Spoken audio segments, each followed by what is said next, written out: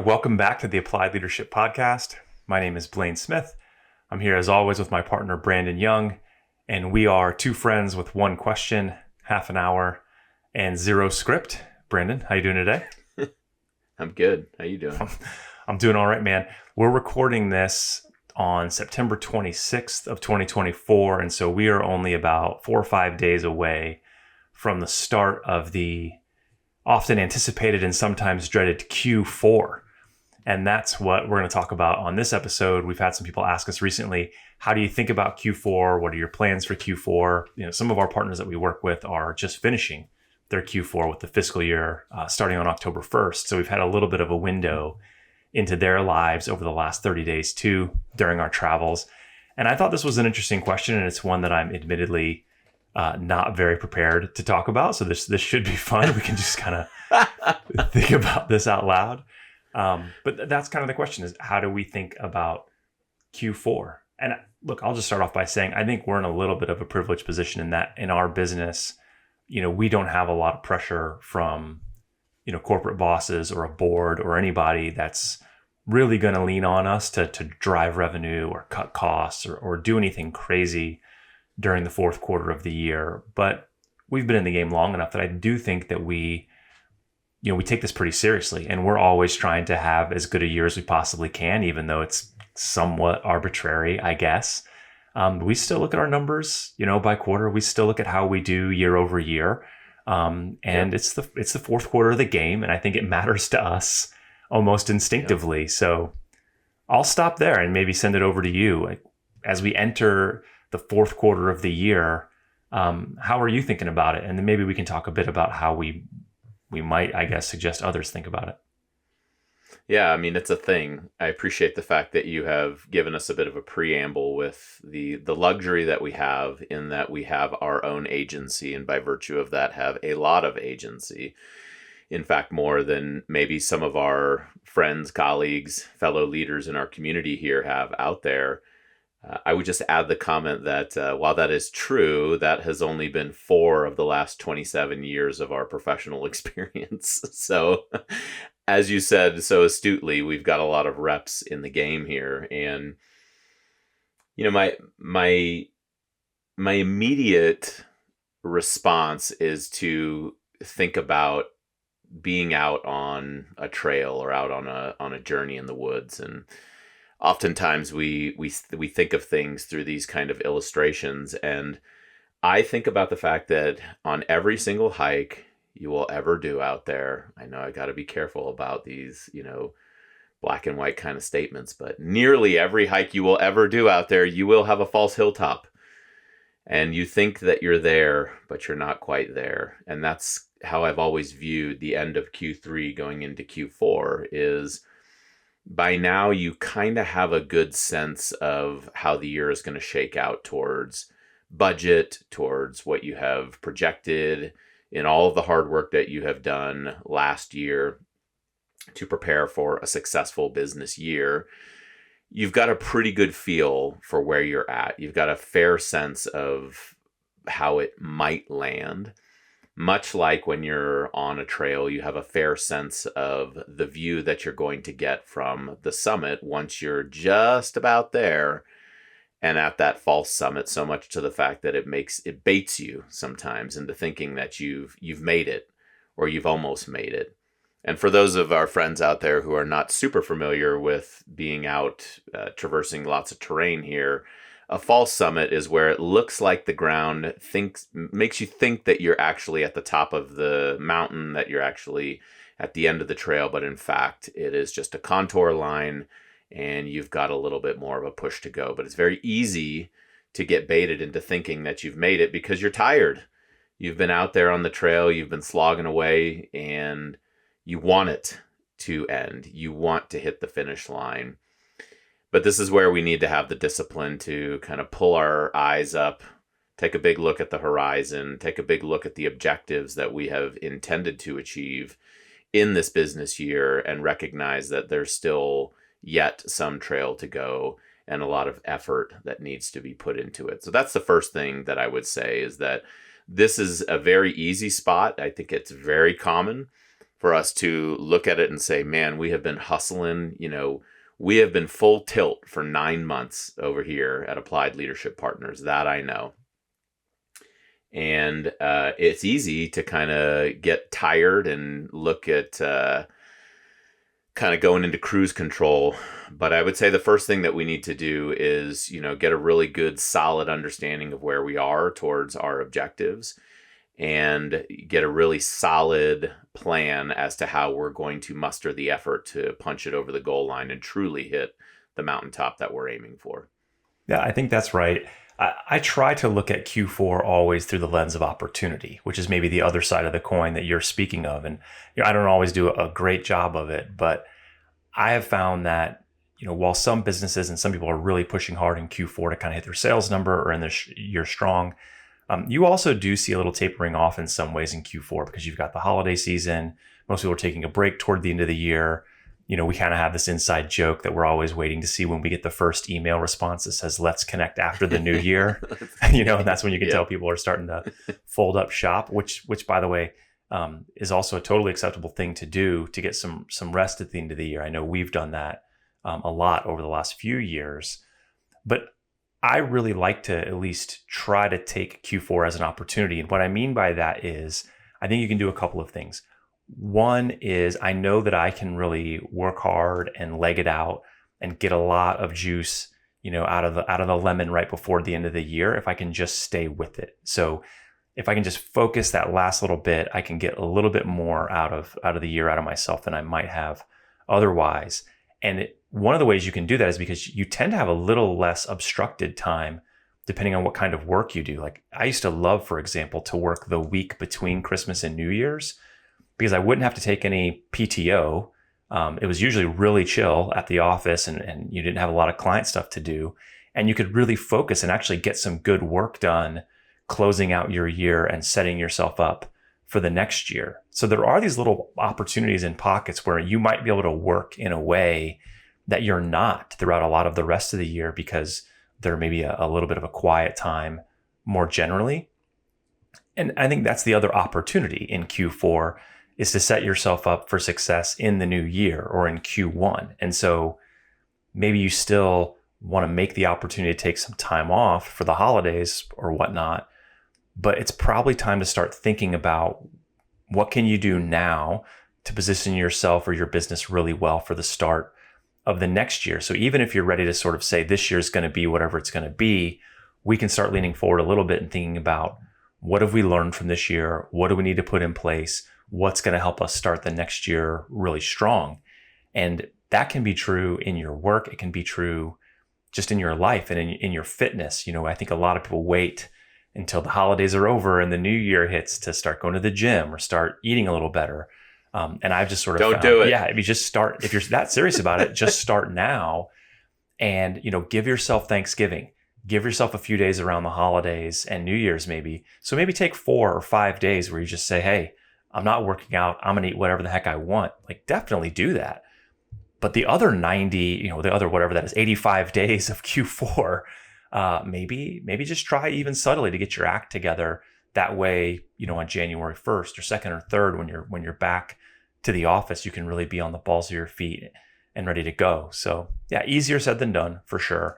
But I think if we can frame Q4 as an opportunity to do a little more when perhaps the world's doing a little less, the comparative advantage there could be significant. Yeah, I think you're right. And I think there are ways to program in rest while viewing it as an opportunity and efforting towards those opportunities. I think sometimes what happens is that, especially after a bad year, let's just call it what it is. You have a bad year, you're maybe 50% to some of the big goals that you wanted to achieve as an organization, or maybe you're a sales representative out there and you're 50% to your number that you were trying to hit. The first thing I think is just don't give up. Don't give up. Take the time to regroup, to learn as you go, but keep going is kind of, I think, one of the points that you're making there. We do have to continue to effort towards what we're trying to achieve and not just throw our hands up and say, well, this year's a wash. It's like we used to say in the military to people all the time, especially candidates going through difficult military schools, is that, the first time you quit will be the hardest, and every time thereafter it will get easier and easier and easier. I think the same goes in business. The first time you give up on your number, on your goals, on any of those priorities that you had established is pretty hard, but it gets easier and easier and easier to do that. I think conversely, you could say that the first time that you muster up the effort and the focus to keep heading towards your goal, even when things aren't going exactly your way, is the hardest. And every decision you do that thereafter will become easier and easier and easier until it just becomes a rhythm of life for you, a rhythm of professionalism for you. And I think that that's what we can all consider in times like this. And this is not always a dark side to this, right? You may have one of those years. I know I have had a number of those years where I have found myself looking at the calendar and it's October 1st and I'm 125% to goal. I'm killing it, right? It has been a bang up year, and there's just as much reason to keep going, to keep efforting in the right direction, even if you're on the high side of the objectives of your organization, because it just puts you in a good position for next year, whatever role that you're in. And it continues to prime you to remember that, like we're in this for the long haul, and we're in this for the big win. And the big win is not one good year. The big win is years of good contribution towards your mission. And I think that's something to consider as we look at how we, you kick over the goal line in Q4 and all you've done is arrived at the starting line in Q1. That's great, if you're ready for that. Yeah. I think part of what you're speaking to here is, having a healthy balance between finding the rest, taking a breath where you need it, but also kind of staying with it in a general sense. And I think Q4 is great for that personally, because, especially where we live now in Maine, the weather gets a little cooler. The days definitely get a lot shorter. And I find it a lot easier to sort of settle into the office, get my work done. We typically travel a lot in October and November for work too. And I find it a good time just to sort of hunker down and say, especially in October and the first half of November, this is sort of the fighting season for us in our business. For whatever reason, it's very busy. And we're just going to get after it. And, all the awesome stuff we did all summer and the vacations and, all those warm weekends, they're kind of in the past now. And we're really focused. The snow hasn't started to come in yet. So we're not thinking about like skiing and snowboarding or Christmas. And it's just a good window of time to kind of get after it. And I find it a little easier to do that just with the seasons, the way that they change and the way that the weather is. Also, I get a lot of comfort out of knowing that the holidays are coming.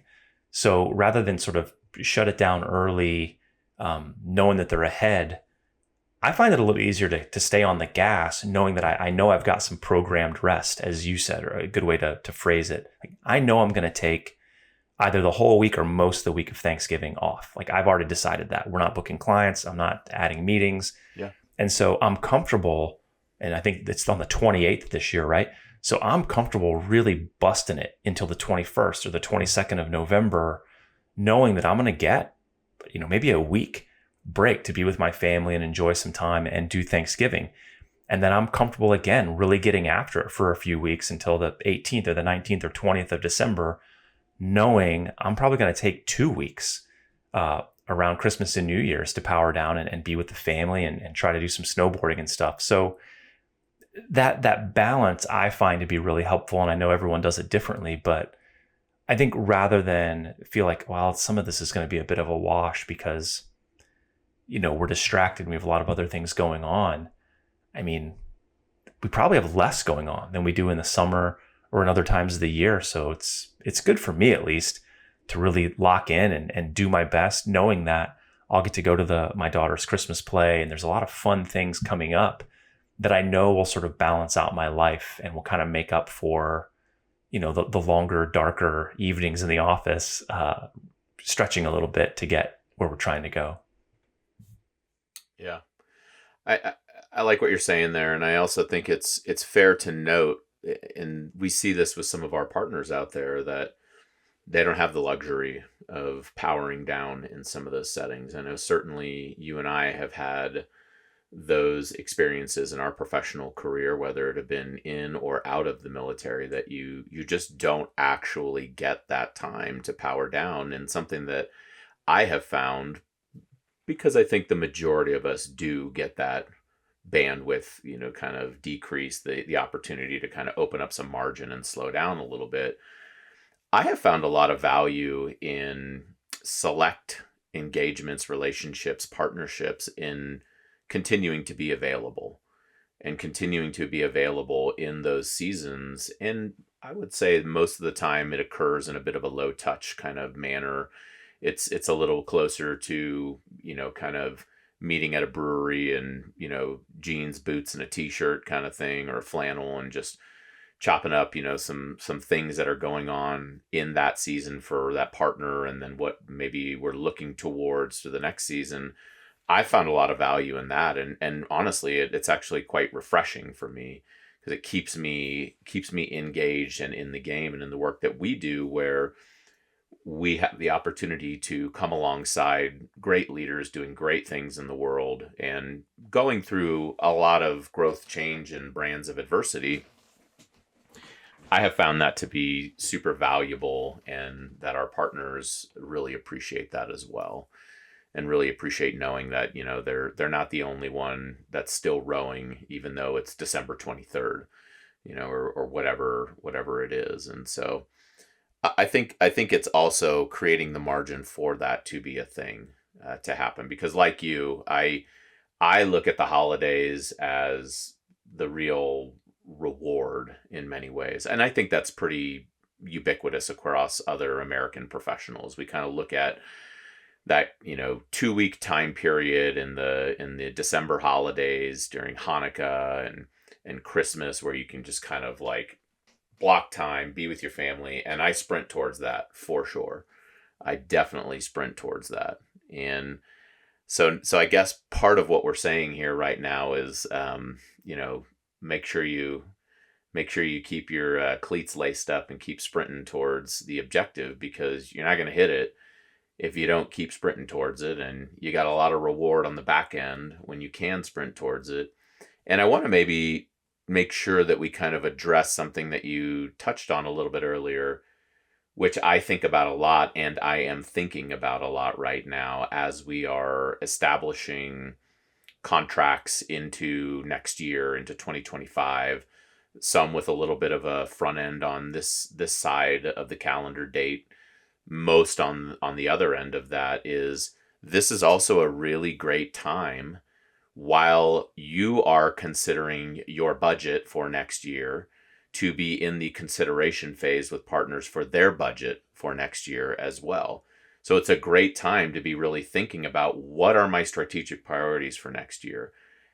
And how can I start to marshal resources, gain the right personnel, make sure that my head's on straight, and set the right objectives for where I'm trying to go next year, and where I can find those kind of partnerships that will help us get to where we're going, while we're helping other people get to where they are going. Because in the business environment that we function within, whether you're like us, you have a boutique consulting agency, or whether you're, in a large multinational organization, you have a lot of interdependencies with other divisions, with other groups within your organization, other pods or teams. Now's a good time for you to, as you're thinking about next year, make sure that they are also thinking about you next year. Yeah, that's a really good point. And especially if some of those partners, vendors, clients, you name it, if they're really heads down in their Q4, it's likely that they're looking at what's right in front of their face, kind of knocking down the 50-meter targets, so to speak. And they may be willing to look into next year and consider some things, but that might not be what immediately comes to mind for them without a little bit of a nudge. So, in a professional way, it's a really great time to just be kind of dropping some notes and setting some casual meetings with folks to start thinking about, where we might work together in Q1 or Q2 of next year, knowing that you're really focused and heads down right now. Let's just take a 30-minute call to look up a little bit and make sure you can really be providing a great service to them. I mean, certainly you're trying to, grow your own business and secure some work for you into the next year, but that's also a real service to your partner or to your client, because they probably do want to be thinking about those things, and it may not bubble up naturally without just a little bit of a nudge from you. So that's just good professional development or good business development, I guess, on our end. So that's something that I know we think about an awful lot.